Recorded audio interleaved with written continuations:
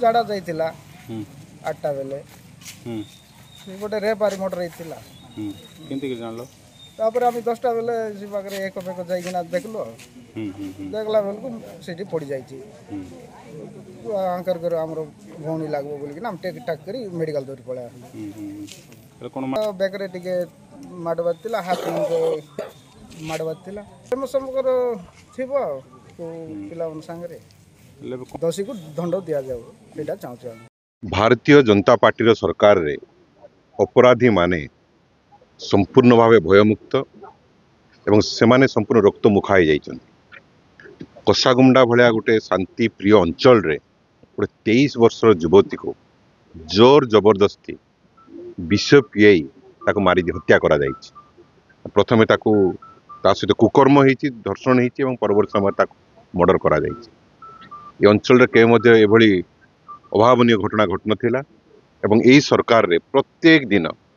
एभलिया घटना घटिबा ए अंचल लोकों को चिंतित करिछि एवं समस्त भयभीत अवस्था अच्छे एवं ये कोसागुंडा ब्लॉक सदर महकुमा भितरे गाँ भितरे जोटा केवे मध्ये होई नथिला ता घररू ठीक 20 मीटर 30 मीटर दूर रे ताकू हत्या करा जिबा ए अंचल रे भयर वातावरण खेली जाई। एणुकरी एठारे पुलिस प्रशासन संपूर्ण भाव निष्क्रिय सरकार संपूर्ण भाव नीरव एवं युवती मान सहित विशेष करके जोपरी भाव में गोटे पर गोटे घटना घटुची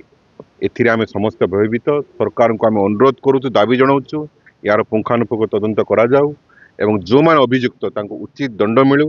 एवं ए सरकार संपूर्ण भाव विफल ये आउ थे पुणी अभिभक्त कोरापुट जिले में प्रमाणित है। मोर कोसागुंडा थाना रे आज 153 case number dated 3/8/2024 under section 103 one गोटे केस आउ फर्दर इन्वेस्टिगेशन चली तो एस टीम आसी डॉक्सवाड आसला आप देखिले आपण अपडेट करेंगे ऑटो क्या रखा है बाकी फैमिली वाला सहित कथा हो जहाँ इनफॉरमेशन मिल से अनुसार एक्शन हो इन्वेस्टिगेशन पर आपको क्लियर करेंगे।